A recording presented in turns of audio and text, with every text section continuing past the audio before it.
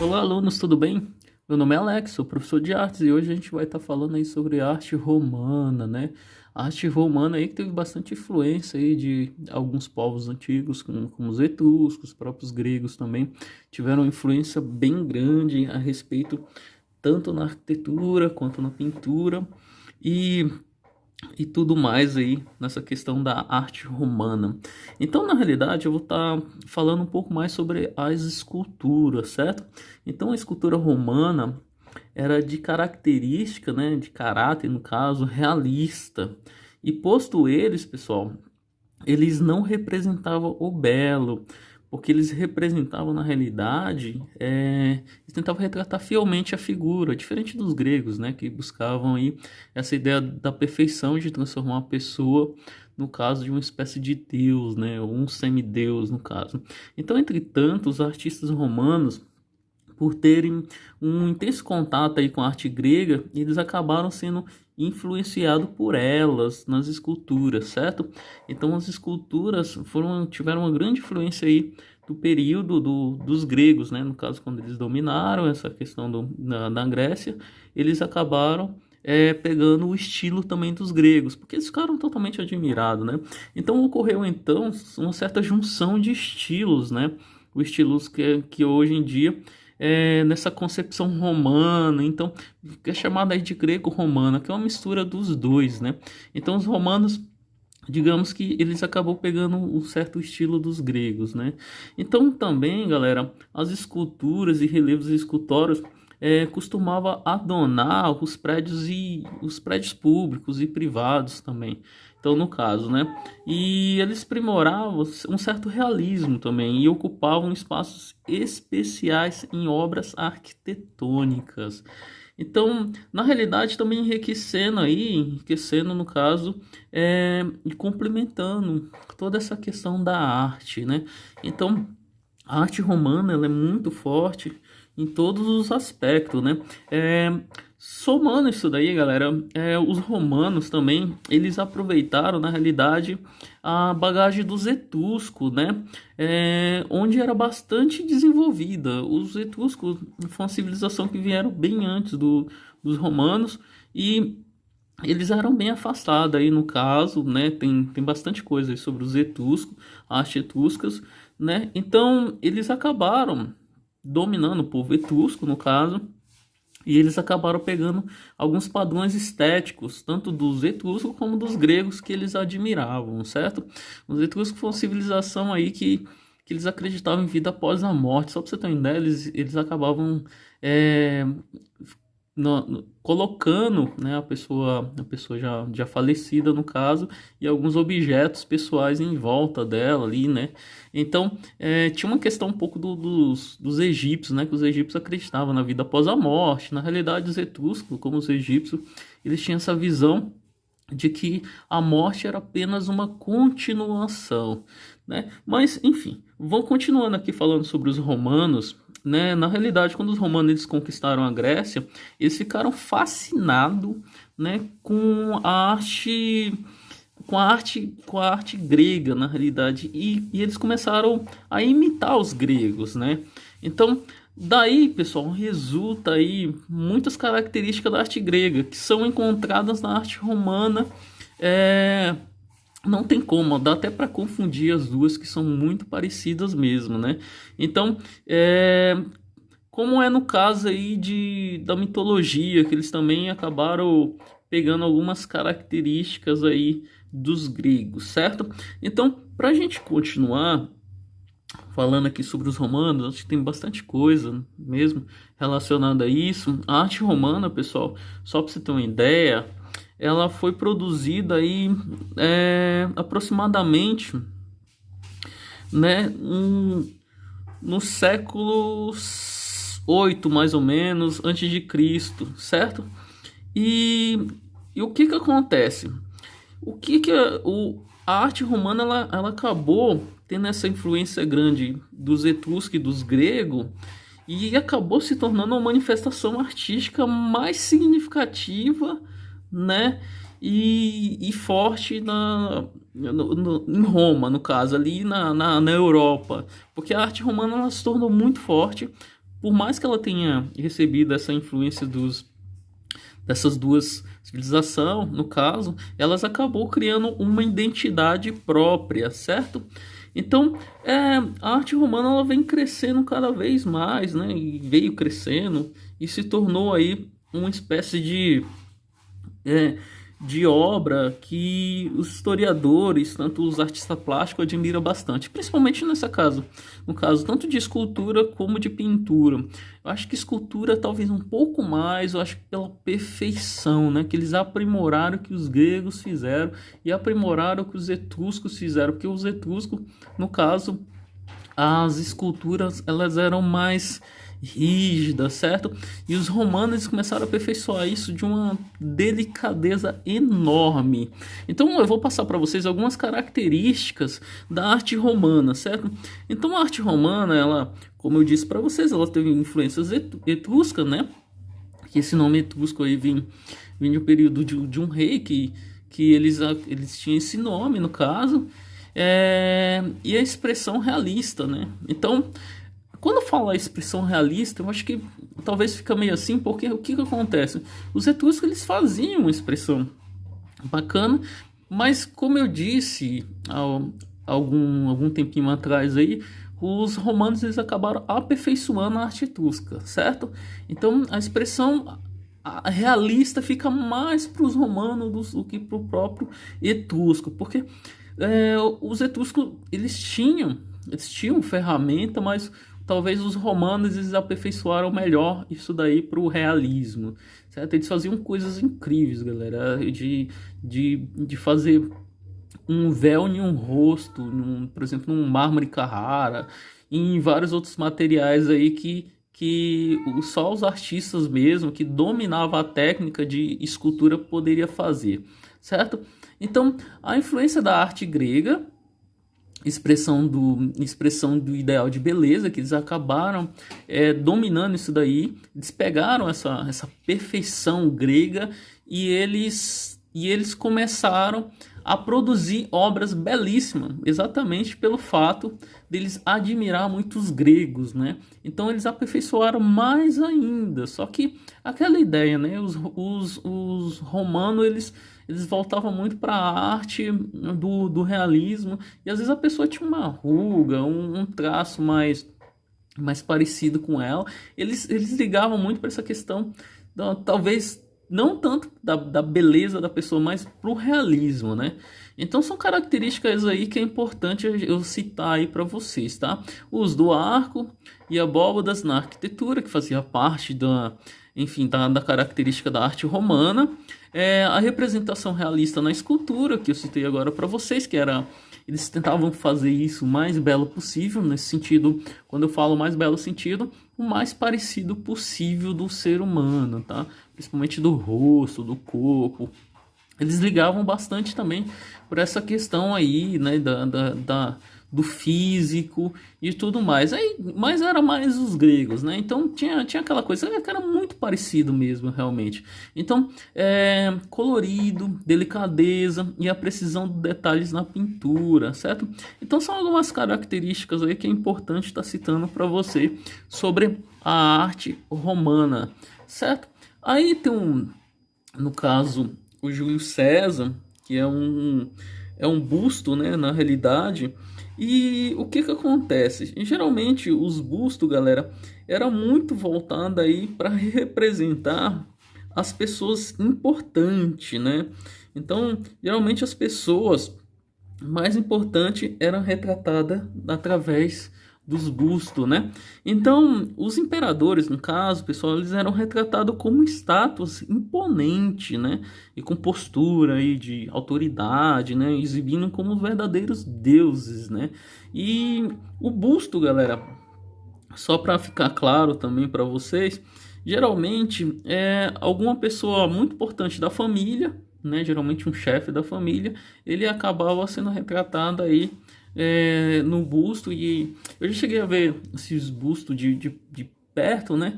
Dependendo aí do ângulo que você está olhando, você está na parte de trás, às vezes nem era completo, dependendo aí, né? Existia um grande vácuo aí, dependendo do busto aí e da civilização, ou até mesmo do artista.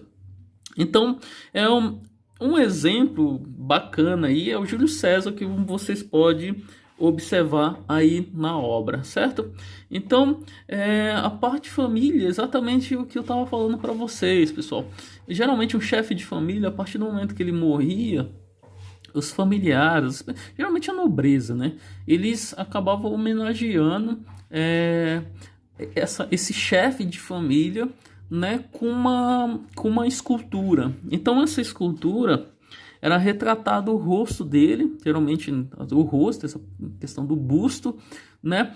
E, por exemplo, eu não sei se vocês já ouviram falar de máscara mortuária, né? Que geralmente quando a pessoa morria, ele ia lá, colocava um gesso no rosto da pessoa e acabava montando uma espécie de máscara mortuária que surgiu bem depois, lógico, né? Mas o que acontece? Talvez eles usavam um esquema bem legal aí para poder, né, moldar o rosto da pessoa, né, e poder construir escultura. Isso daí ficava geralmente na frente da casa. Dentro da casa, uma espécie de santuário, na realidade, né?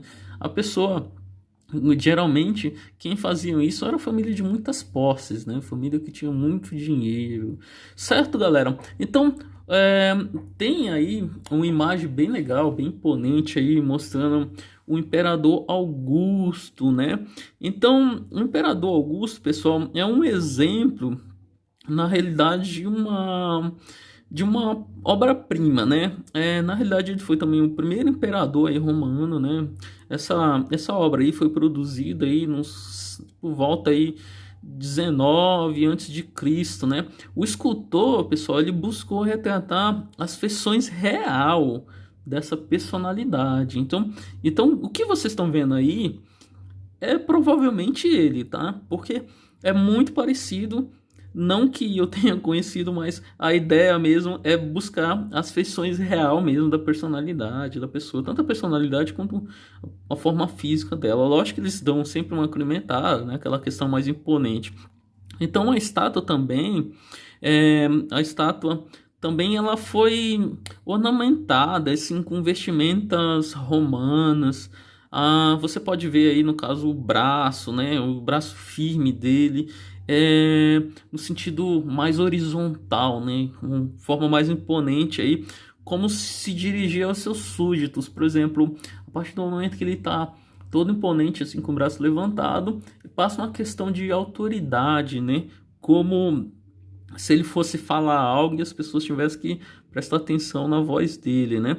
Então, menos imponente eram as estátuas do espírito que protegiam as casas, galera. Então, normalmente, figuras de cabelos longos, vestidos túnicos, sandálias talhadas em bronze. Então, era menos imponente. No caso, então, o imperador Augusto é bem mais imponente e nesse sentido, certo? Então, diz que uma estátua, galera, na realidade, a estátua ela tem um poder muito forte, parece tão real, parece que você está vendo praticamente a pessoa. Tem vários artistas aí, se a gente for contar hoje em dia, artistas contemporâneos, né, que lógico que foram aperfeiçoando as esculturas, como o Romo Eck, a Patrícia Piscinini e vários outros artistas aí que trabalham até com as estátuas hiperrealista, né? E os romanos, galera, eu vou ser bem sincero com vocês, eles estavam próximo disso, hein? Porque praticamente você produzir uma obra com uma escultura, na realidade, com esse realismo enorme, eles eram muito bons. Eles eram muito bons, porque tinha que estudar anatomia, tinha que ter uma noção de espaço, né? Tinha que querendo ou não, ter uma noção enorme de desenho, porque para você trabalhar essa tridimensionalidade, então o artista ele era um artista completo. Hoje em dia, lógico que existe toda a tecnologia para produzir uma escultura, mas antigamente eles eram tudo talhado, tudo certinho nesse sentido, então havia muito trabalho aí. Eu posso citar aí para vocês artistas logo depois, né? Lógico que A gente está falando dos romanos, mas um artista aí que se destacou bastante já no Renascimento, bem depois, lógico, no caso, que é o próprio Michelangelo. O Michelangelo se destacou bastante. E por que não citar aí também o próprio Rodin, né, um artista francês que também se destacou bastante, mas com escultura mais inacabada, diferente do Michelangelo que produzia uma escultura totalmente perfeita, como Pietà, Davi e outras esculturas, né? A gente também tem brasileiro que produz, né? Que produz escultura. Eu posso citar aí para vocês o próprio Aleijadinho, né? Então, de Minas Gerais. Então, são vários artistas. No caso, esses artistas, né, digamos assim, romano, eles não são tão conhecidos, assim como esses artistas que, querendo ou não, a partir aí do Renascimento para cá, por aí, eles se tornaram mais conhecidos. Lógico que tinha algumas celebridades da época, assim, que produziam. Mas, assim, na história da arte existe sempre, geralmente, uns artistas que eles acabam se destacando mais, talvez por uma obra fantástica, assim, que tem que precisa ser citado, né? Eu posso citar para vocês que geralmente as próprias pinturas também acontece esse tipo de coisa, né? Do artista ter esse reconhecimento ou não. Por exemplo, voltando aí no sentido, talvez aí falando sobre a arte egípcia eles já não tiveram esse brilhantismo todo, porque os artistas eles não poderiam, eles não tinham direito de opinar, né? Isso eu estou falando no caso da pintura, quando eles estavam trabalhando com essa questão de frontalidade, essa questão de desenhar a pessoa de lado, de perfil e tudo mais, certo? Voltando aqui, galera, continuando, então, as estátuas equestres, galera, tem um trabalho bem bacana, porque na realidade, você olhando, tem todo o significado aí nas estátuas. Principalmente, eu gostaria que você notasse é, o formato da escultura, essa imponência, geralmente de algum soldado, de um imperador, ou de um rei, ou de alguém muito importante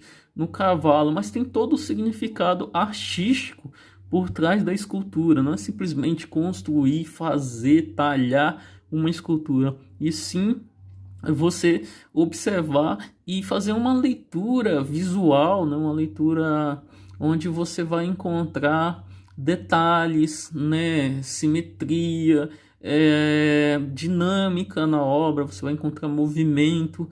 Então são coisas assim, são detalhes aí que às vezes até a textura é muito importante do artista, dele produzir uma obra. Galera, a gente está falando de artistas aí que revolucionou e talvez até não tiveram nenhum reconhecimento aí na história da arte. Todo mundo sabe quem foi a pessoa retratada, mas não sabe o artista que retratou, porque às vezes pode ser um documento histórico que tem se perdido, ou às vezes o artista ele só apenas produziu porque ele tinha que produzir, né, e para ganhar o dinheiro dele, ou às vezes ele era até uma pessoa que não tinha o poder de opinar, ele apenas criava em cima do que a pessoa que contratava ele pedia, né?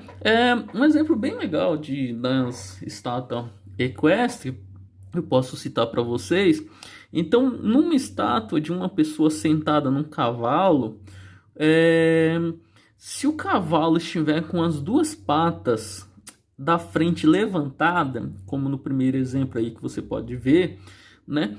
Se tiver com as duas patas levantadas, significa que essa pessoa morreu em batalha. Olha que interessante, galera.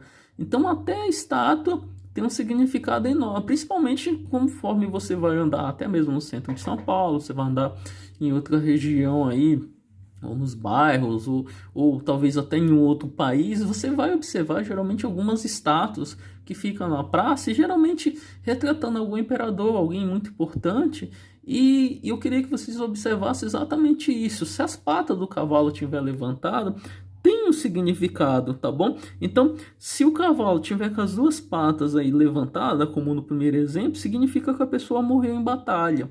Isso é muito importante a gente saber, tá? Se tiver, pessoal, na realidade, apenas uma pata levantada, como no segundo exemplo aí do Marco Aurélio, né? Então, se tiver com apenas uma pata levantada, significa que a pessoa morreu de um ferimento resultante de uma batalha. Então já é um outro significado aí, tá bom? Duas patas levantadas, agora com uma pata levantada, foi um ferimento de alguma batalha, ela morreu referente a um ferimento de uma batalha, certo? Então, para a gente entender aí na terceira imagem, né?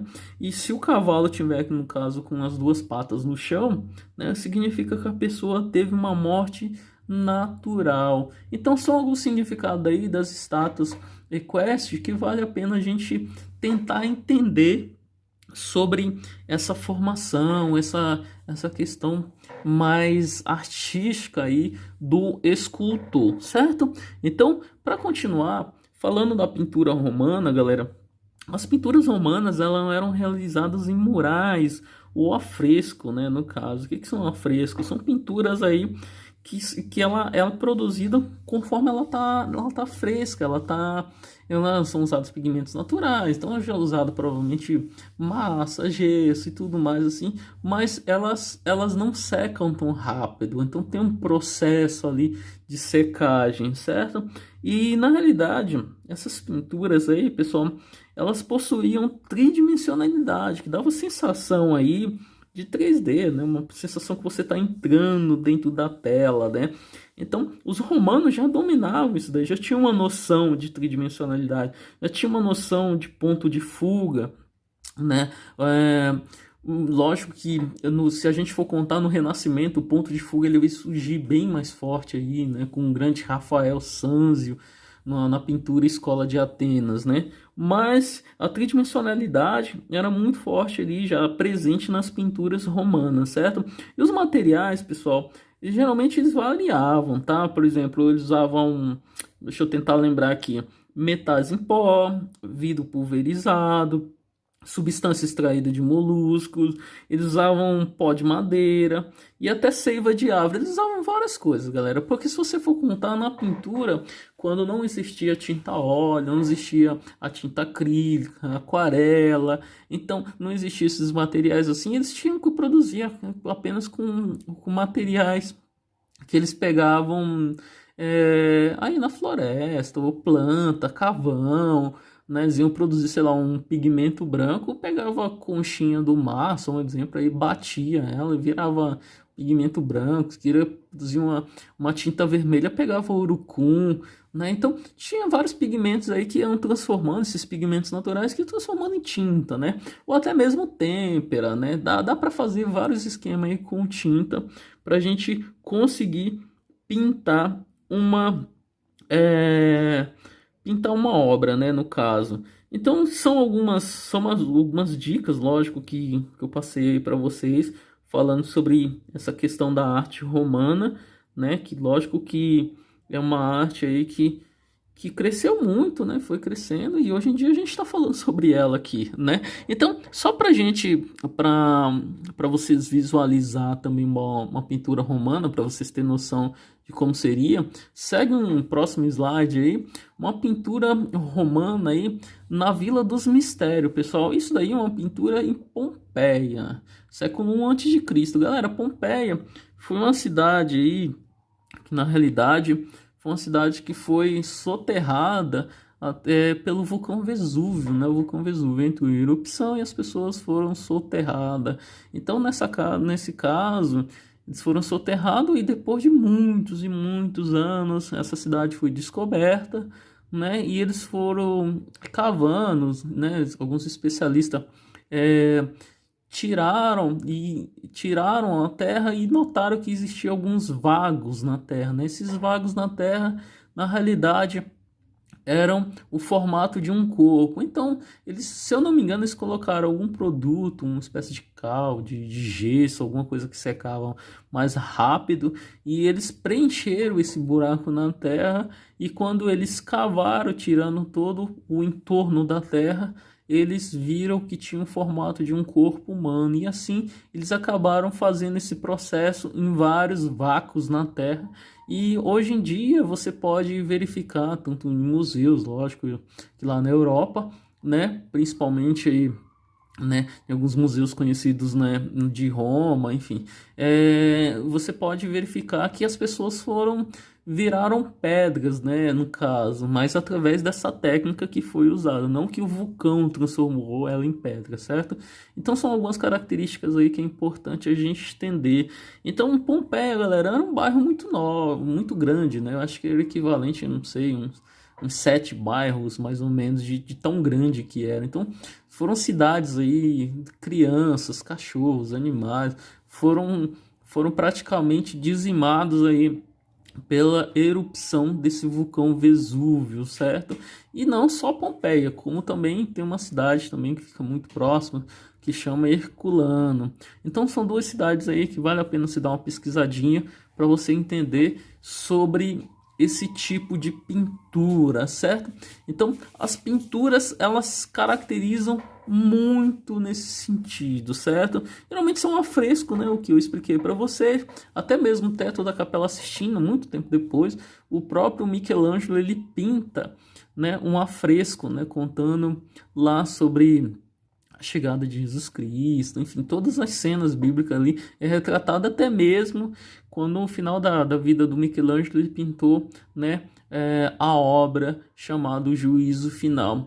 Então são algumas características aí que é importante a gente conhecer, tudo bem? Então geralmente as pinturas romanas eram afrescos, daí fica na Vila dos Mistérios, em Pompeia, Pompeia que foi soterrada aí pelo vulcão Vesúvio, certo? Então nessa pintura, galera, essa pintura romana, você pode verificar um centauro, Quiró, né, no caso, ele ensina Aquiles a tocar lira, é um afresco que você vai encontrar aí na Itália. Na Itália tem muitos afrescos onde você pode conhecer, né, e notar essa questão de anatomia. A gente está falando de pinturas aí, pessoal, que resistiu ao tempo, certo? Lógico que teve bastante pinturas que perdeu também, foi muito perdida aí, e que você encontra nos museus. Geralmente, por exemplo, eu acabei de citar Pompeia para vocês. Pompeia, só para você ter uma ideia, eles tiraram algumas paredes de afrescos inteiras para levar para o museu, galera, porque sem condição de deixar lá em Pompeia, porque sol, chuva, então o tempo, o que vai acontecer? Vai danificando essas obras e ela vai perdendo, né? Ela vai perdendo a essência, vai sumindo, vai desaparecendo. O tempo, infelizmente, ele é muito mal e ele vai acabar com essas obras que querendo ou não representava o cotidiano de um povo, às vezes também mais nessa questão mais mitológica. Então depende muito do ambiente que está resgatada as pinturas, certo? Então, para a gente entender mais um pouquinho aqui, galera, os artistas romanos eles trabalhavam com uma grande variedade de temas, como acontecimentos históricos e cotidianos, lendas, conquistas militares, esfinge e natureza morta. Lembrando que natureza morta são objetos e utensílios inanimados, tudo bem?